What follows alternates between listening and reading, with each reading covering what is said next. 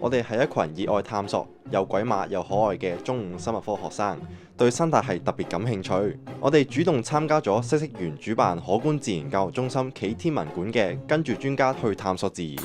先介紹一下我哋兩爬小隊嘅隊員，我哋都係嚟自5E班嘅，有張兆熙、黃兆峰、周天瑞、翁正琪同埋任老師，仲有我哋兩爬專家黃老師。我哋第一次喺香港大學上堂，做咗半日嘅大學生，感覺好正，好想有熱情去讀書啊！其實我校嘅307室生物室有墨西哥頓口榮譽孖寶館長，佢哋超 Q 㗎，陪住我哋上生物課，耶！而呢一隻呢係墨西哥頓口榮譽，我哋要學習設計適合頓口園嘅生境、水質管理同埋水溫控制，而呢啲都係非常之重要嘅。佢哋又係大近視，靠嗅覺揾食，透過吸嘅形式去進食，俾我哋好想進一步去研究兩爬。參加生物科嘅生態型可觀嘅導師帶領我哋去川龍流水間考察，發現到有香港瘰螈嘅幼體，呢啲係香港嘅受保護動物，好興奮啊！ Alright, let's go！ 同10幾間學校嘅學生同埋老師去咗香港仔郊野公園初學野外生態考察。而呢邊嘅兩爬種類呢就比較少，我哋淨係發現咗一種外來物種，佢個名就叫金錢龜。到咗第一次夜行，由山頂落到薄扶林郊野公園，有歐曼蛇、中國壁虎、黑康蟾蜍、大綠蛙、短腳角蟾同埋犬蛙等。呢隻喺欄杆跳跳紮嘅係中國壁虎，佢有肥嘟嘟嘅腳趾，呢個係有吸附嘅能力。啊，有忍者高手啊！偽裝喺水管口嘅係黑康蟾蜍。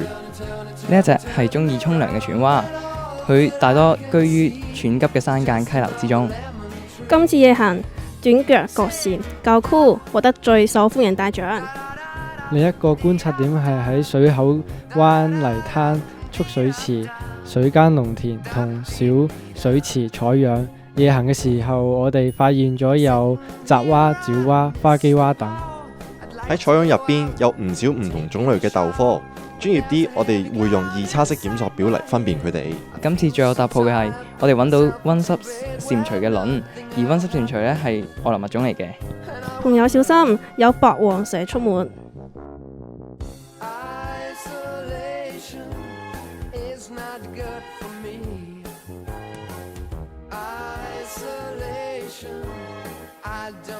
最近一個嘅考察點係喺西貢嘅礁坑夜行時，我哋發現咗有雜蛙、粗皮基蛙、斑腿番薯蛙、大量嘅黑康蟾蜍等。哇！斑腿番薯蛙係最中意擺 pose 嗰隻啊！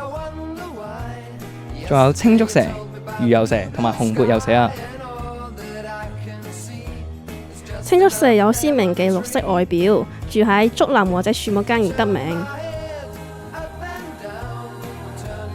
仲有好唔容易發現嘅魚游蛇。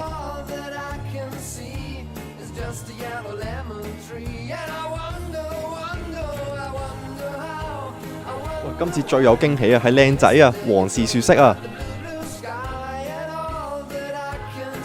咁今次所有嘅片啦同埋相呢，都係我哋影嘅。想發現更多唔同嘅物種同埋開心 share 呢，歡迎大家 follow 我哋 IG HGC Eco Steps。